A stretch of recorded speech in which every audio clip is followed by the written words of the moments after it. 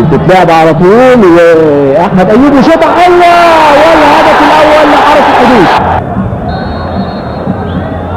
وبتتلعب على طول، واحمد ايوب وشوطه حلوه والهدف الاول لحرس الحدود. كره ملعوبه حلوه، احمد ايوب حلوه حلوه حلوه. ده هشام حنفي شوطه جميله جدا من هشام حنفي. كره حلوه قوي قوي ملعوبه ومتقشره جميله، بيحطها برجله اليمين صاروخ. ادي اهي الشوطه من هشام حنفي جميله جدا من هشام حنفي. فكرنا والله بتواريخه، والله كانت بدايه شهره هشام حنفي بالتسديدات القويه. ويتقدم في الدقيقه 7 نادي حرس الحدود 1-0 بالهدف اللي جابه حسام. رغم ذلك عمل 2 باص حلوين جوه المنطقه وشاط شوطه حلوه برضه خارج المرمى. ادي حسام وادي الالتحام القوي وضربه جزاء بدون تردد من محمد كمال ريشه حكم اللقاء النهارده. بدون لسه بقول لحضراتكم ايه، حسام حسن رغم انه لسه المفروض بعيد عن الفورمه، ولكن اللعيب الكبير يا جماعه يعرف ده اهو. ادي الكوره مش في متناوله، لكن عرف ازاي انه يحط في ظهره على طول محمود صابر الشربيني، وعلى طول عرقله من الخلف صابر الشربيني، وبلا تردد يحتسبها محمد كمال ريشه ضربه جزاء. والمتخصص في ضربات الجزاء وائل الأباني، وبيجيب هدف التعادل لنادي الزمالك. وائل الأباني وهدف التعادل لنادي الزمالك، الهدف الثالث فيه من ضربات جزاء الموسم ده. بقول لحضراتكم الدوري بشكل كويس، فالمفروض يأدوا اداء احسن من كده شويه. كابتن احمد في توجيهات في الشوط الثاني ابرزها الهدوء ان شاء الله. احنا يعني مقليدنج ال 45 دقيقه مضيعين جوال كتير، يبقى في هدوء، بس اللعيبه متسربعه. عايزين نحصل النادي الاهلي اللي بيلعبوا قبلنا، وده عامل لنا ضغط كبير جدا على فكره. اي نتيجه للنادي الاهلي سواء مكسب او تعادل او هزيمه بيبقى ضغط علينا، لكن ربنا يسهل ان شاء الله. اداء جيد من الزمالك. احنا مضيعين تقريبا بتاع 4 5 فرص تقريبا في السكس يارد، الجول الوحيد بتاعهم من ضربه ثابته. ان شاء الله في الشوط الثاني. شكرا. حكم اللقاء مباراه هايله، هارد لك كابتن. الحمد لله، بس مفيش توفيق. اديك شايف الجيم كله بتاعنا من بدايه الشوط الاولاني للشوط الثاني الكوره مش عايزه تخش، مش عارف هي الكوره كده، مش عارف اقول ايه، بس الحمد لله. هارد لك، يعني اداء جميل نادي الزمالك طوال شوط المباراه، لكن مفيش حظ. فعلا هو مفيش حظ، مفيش اداء رجولي ايضا من حرس الحدود. طبعا فرقه حرس الحدود فرقه كويسه، وكابتن حلمي طلال فرقه، كابتن حلمي طلال مدرب كويس جدا. بس في يعني ما اعرفش كانوا بيلعبوا بطريقه، يعني بيلعبوا بخشونه متعمده من اول الماتش، مش عارف ليه. يعني ما بينافسوش، يعني هم ما بينافسوش ولا حاجه، ومش عارف يعني بيلعبوا بطريقه غريبه كده، مش عارف ليه يعني. من ضمن بل بالعكس ده كل يمكن عدد كبير من الخبراء قالوا انه احد نجوم المباراه كابتن هشام حنفي.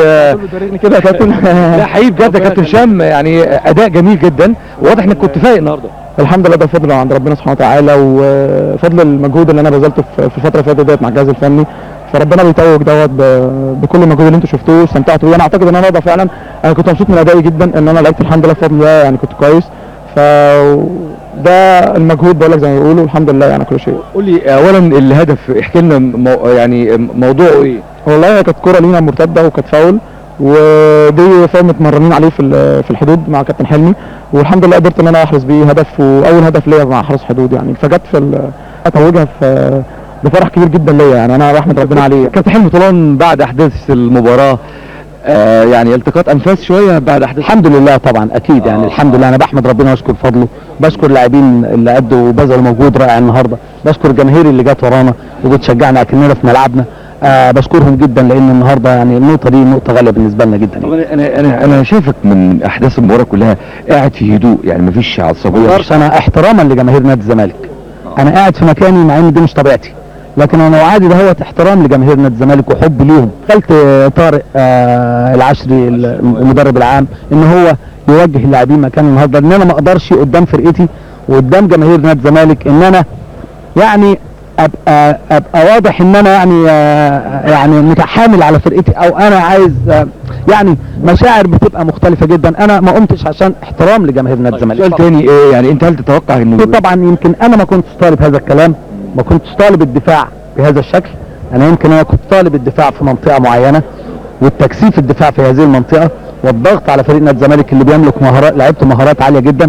لكن برضه نادي الزمالك ولاعيبه نادي الزمالك وجماهير نادي الزمالك ليها رهبه، وليها وضع خاص. اعتقد ان احنا بعد ما جبنا الجول اللعيبه حاولت تحافظ على هذا الهدف فرجعت للدفاع. ها هو عميد لعيب العالم الكابتن حسام حسن يعود وبثقه واداء طيب. كابتن انا بقول تعادل بطعم الفوز، لكن في نفس الوقت اقول الحمد لله على السلامه.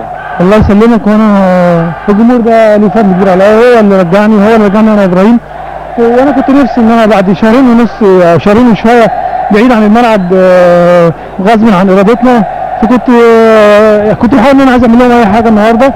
واي لعيب بعيد عن الملعب في الفتره دي صعب انه يرجع بسرعه، لكن انا حاولت بتشجيعهم ليا حاولت ان انا اعمل اي حاجه النهارده يعني. لولا فارق النقاط وانا بقول تعادل بطعم الفوز كان اداء نادي الزمالك بحق النهارده اداء جميل جدا ومشرف، وايضا انت كان ليك تواجد كبير جدا يا كابتن في هجوم نادي الزمالك. لكن تقول لي ايه لعيبتك والجهاز الفني؟ بقول لهم يعني هارد لك طبعا النهارده وحاولنا، لكن في محاولات اكتر من كده وفي فرص ضاعت ربنا مش رايد يعني. فرص تامر لما يطلع النهارده كان في ابراهيم حسن، يمكن النهارده يمكن ما جاتش فرص كتير غير لتامر، كنت واضح ان مفيش توفيق. لكن انا كنت اتمنى ان يكون ابراهيم، طبعا كل الناس اللي ادت في الملعب اللي في مكان ابراهيم، لكن ابراهيم غني عن التعريف. وجمهور نادي الزمالك بيفهم، وجمهور الكوره في مصر بيفهم اللعيب اللي يقدر يفيده وما يفيدش. ابراهيم فعلا افتقدناه النهارده، انا افتقدته قبل الماتش وبقى اثناء الماتش. ان شاء الله يكون موجود الفتره الجايه.